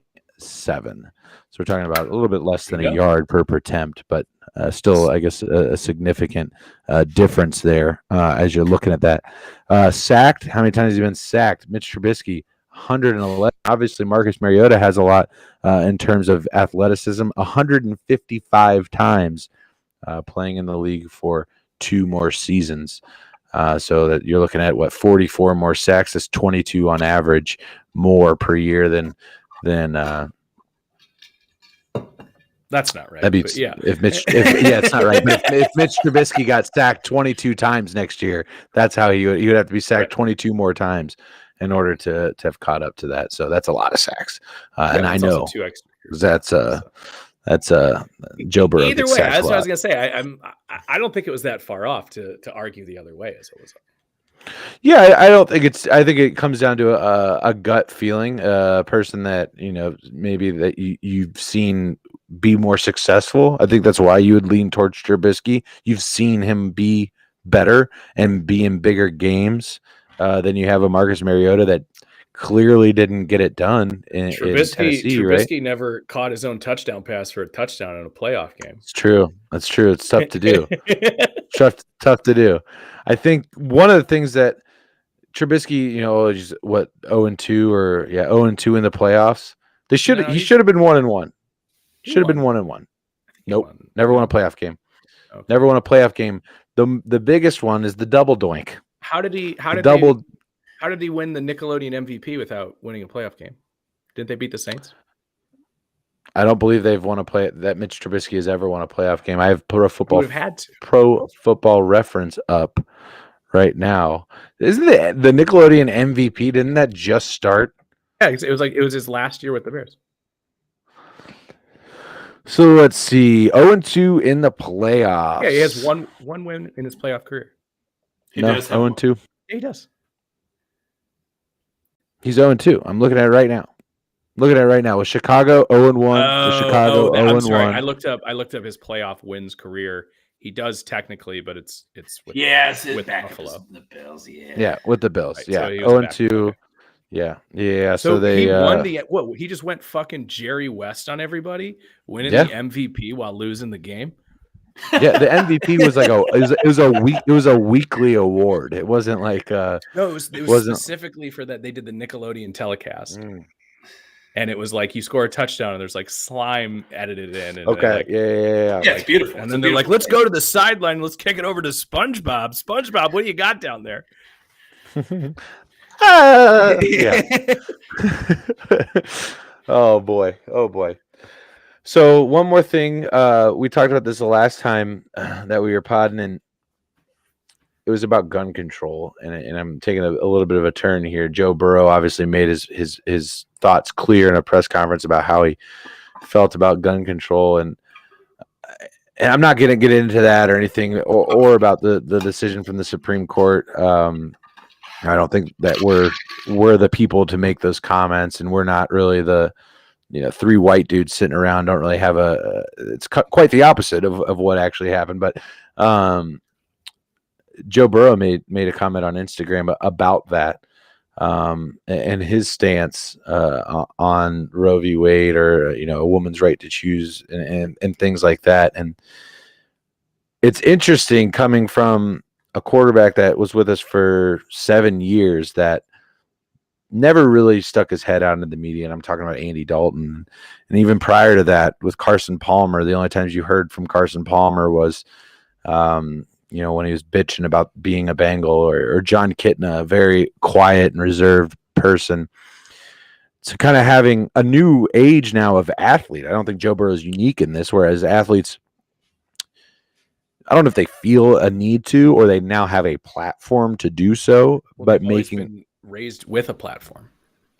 Say that again. They've always lived in a world where they have a platform. Yeah, these athletes now that are faces of the franchise have always grown up, or for most of their teenage lives, grown up in a world where social media is the norm. It's something that you do, and you express how you feel on that. Oh, hello, kitty. She opened some tuna. Yeah. So you heard us talking about tuna and lost shit. I just it's a new age for athletes in general, and for Bengals fans too, to kind of have this guy that is such a prominent figure now, I think, or at least he will be in the NFL going forward, making these statements. And I don't know, I just wanted to throw that out there and kind of see what you guys think on that. Aaron, go ahead. I mean, I think everything he said is just. I think it's interesting you brought up the Dalton Palmer thing. I think athletes have a right to voice their opinion on things that actually matter, and in the same token, I think they have the right not to as well. I don't think just because you're a starting quarterback for a team that you have to go out and take a stance on every single issue. This being a gigantic fucking one. Yeah. I think everything he said was just. I can imagine being a fan of the team, and again, I've said this countless times on this podcast. It's hard to not like Joe Burrow. You know what I mean? Like he's a really easy guy to like, and he's a guy on a division rival for me. We were just talking about the Durant thing, which is not that similar to this, but the point being, we were talking. Well, the player's weird, but I like his game. You know what I mean? I respect his game, and Joe Burrow's one of those guys where it's like, oh man, I hate him on the fucking field, but man, I really, really like him off of it. And I have a lot of respect for him putting his neck out there. You're going to always have people that are going to come out and say, stick to football. Well, it's like, well, stick to fucking plumbing then too, Bob. Like, just because he has a job doesn't mean he's not allowed to talk about shit. So, I think it's good for Bengals fans. I know most teams have a guy like that. Like, I know Myles Garrett came out with some stuff after. It's always nice to have that, vocal leader who, kind of has opinions outside of just. Bruce, thanks for liking the stream, buddy. I'm going to hit people. Todd, so I don't.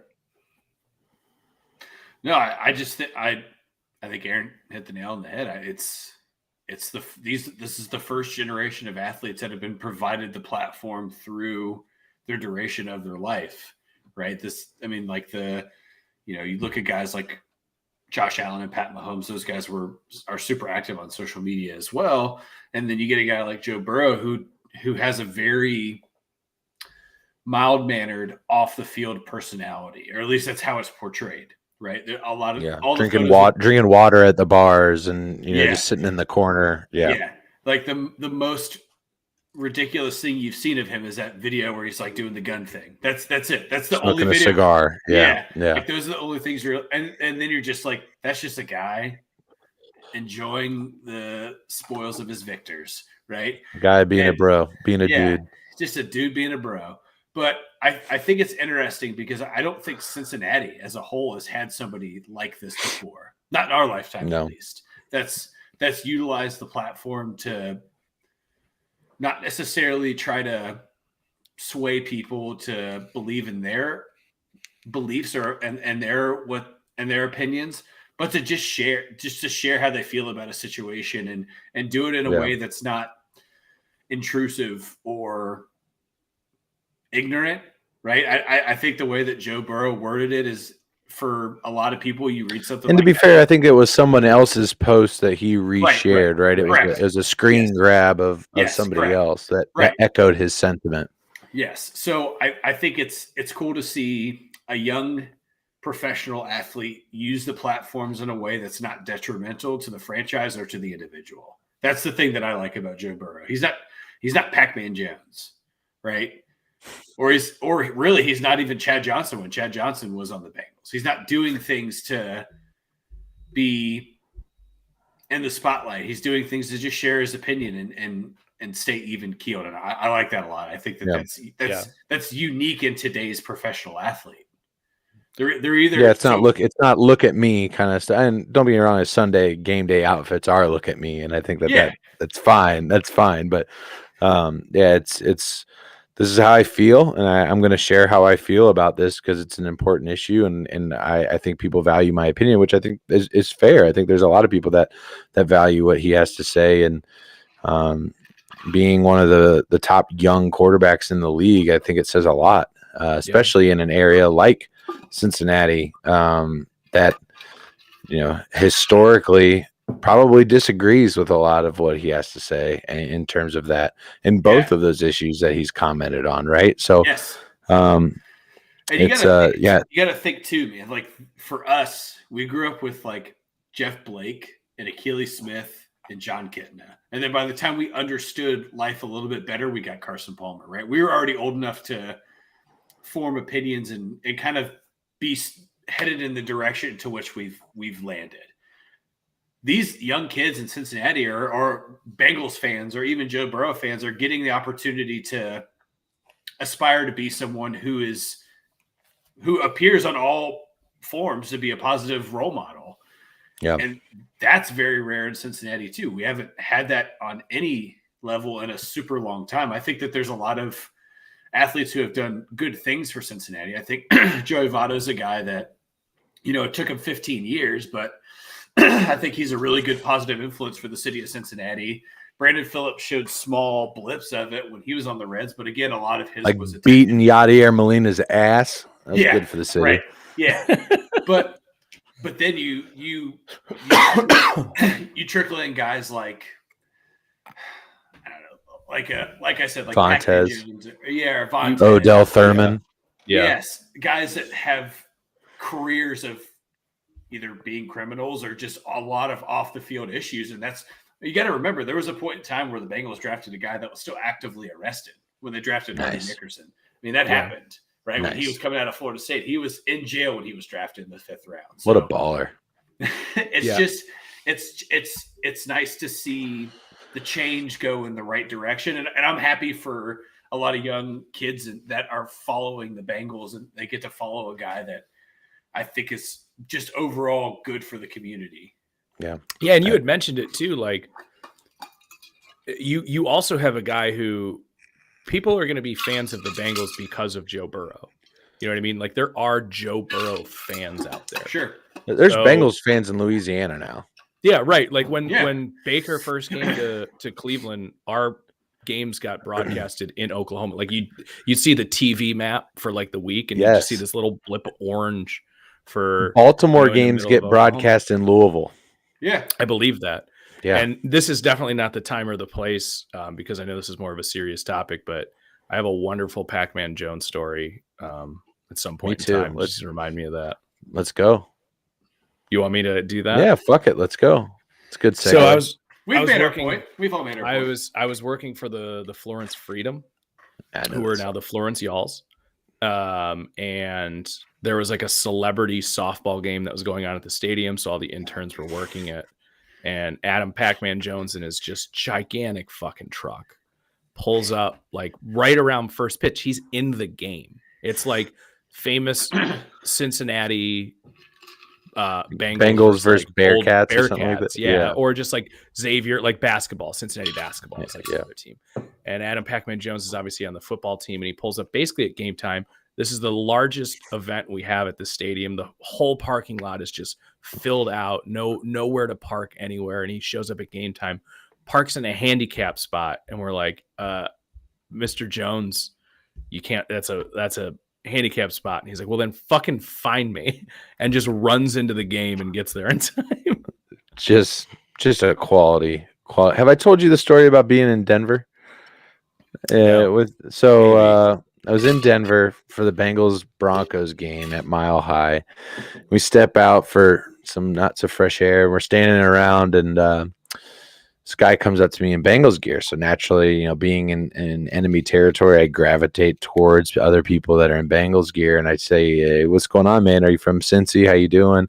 Start talking. This guy's like, "Yeah, I'm from Cincy. I work for somebody there, and I'm Mr. Adams' driver." And I said, "Mr. Adam?" And he's like, "Yeah, Mr. Jones. I'm his driver." "You're Pac-Man Jones' driver?" He's like, yeah. And Mr. Jones has some business ventures here in Colorado, and we like to drive around and oversee the operations and things like that. And he pulls out a vial out of his pocket. He's like, "Here's some of the product from Mr. Jones." He just gives me a fucking nug like that big of weed. And he's just like, "Here you go, sir." And he's like, here's Mr. Jones' product. Go ahead and enjoy that for you. So that was I did not inhale. No, tell that motherfucker I appreciate it. I tell that motherfucker I appreciate it. Yeah. No, it was fantastic. So thank you, Adam Jones' driver, for giving me some marijuana. That was nice of you. It was nice. So I'm not shocked by either of those stories. Right? None of those stories are like, "Are you serious?" Yeah. Everybody's like, "Yeah, that makes sense." Yeah. The key takeaway I took from Aaron's story is that he drove a big stupid truck. Again, not shocked there. Not surprised. I imagine like an F-350 that's lifted like 14 inches off. Yeah, the big wheels and rims. Yeah, and he just gets out and he just sprints onto the field. And they're like, "You can't park there, fighting motherfucker!" And he just right. So a cool story about Pac-Man that's recently surfaced around social media. Some of you may remember Chris Henry, number 15 for the Cincinnati Bengals, passed away while he was on the Bengals. His son as entering his freshman year of high school, has been offered a scholarship from the Ohio State University as a wide receiver. His son commenting, "I just want to live up to my dad's legacy," which is, heartfelt, beautiful sentiment. The crazy part about this is that a few years after Chris Henry passed away, Adam Jones, who was one of Chris Henry's best friends, adopted him and one of Chris's other children. He is the adoptive father of Chris Henry Jr., who is, presumably one of the best prospective wide receivers for college football in the next 4 years. So good on Adam. Yeah, that's just Brian Hartline doing his job. Yeah. But for Pac-Man, that's fucking cool, man. You're taking awesome care. And I don't think it was, "I'm going to be your dad," or "I'm going to be the father figure." I think it was more, "I'm going to be a financial resource for you to achieve everything that you are capable of achieving because your dad would have, that you should have had, because your dad would have been able to provide that for you. I am going to do that for you now." Your birthright got taken away from you. And that's so fucking cool. So, Pac-Man's been in his shit. He's been a dick to people in airports and gotten into scuffles outside of football and things like that. But I think things like that say a lot more about somebody than anything else. So hats off to you, Pac-Man. Also, if you look at Chris Henry's son, it is a spitting image of him. Same frame, same facial structure. Like, it was scary when I saw that picture of him and Pac-Man Jones together. I was like, holy shit. Yeah. That's crazy. I mean, it looks exactly like he did when he got drafted by the Bengals. That's what he looks like to me. That's wild. And he's also on, fun fact, this high school that he goes to was the worst overall team in Division I in the state of Ohio. Wow. Not Fairfield. My in-laws live in the school district, so they live like less than 5 miles from where Pac-Man Jones lives. Well, he's going to start packing stadiums. That's people are going to turn out to watch this kid play. Yeah, as soon as I saw that's where he went, I was like, well, Mary, we're going to have to go down for a weekend because I have to watch this guy play. Absolutely. Yeah, absolutely. Well, Chad, it has been a beautiful show. We are coming up on 2 hours now. I appreciate you guys hanging out with us. It's been fantastic. If you don't already, follow Rally Towel Sports. If you stuck around this long, if you are a fellow podcaster, hit us up, man. We're trying to fill that guest booklet up for this upcoming season. As you know, we are football brainiacs. We absolutely eat, sleep, and breathe football. So we are looking to get you involved in our football season. If you're a writer, let us know. We want to get your content out on our blog. We need some new content out there. We need people that are fired up, want to write about sports related topics. It doesn't have to be an analysis of sports. We want people that like sports that want to write about it. So go ahead and jump in and hit us up on Facebook, Twitter, YouTube, whatever it is. Follow us on all those platforms and subscribe. And we thank you so much for coming and joining us tonight. For Todd and for Aaron, I'm Corey. This has been Rally Towel Sports. We'll see you all next time. Thank you so much. Have a good night.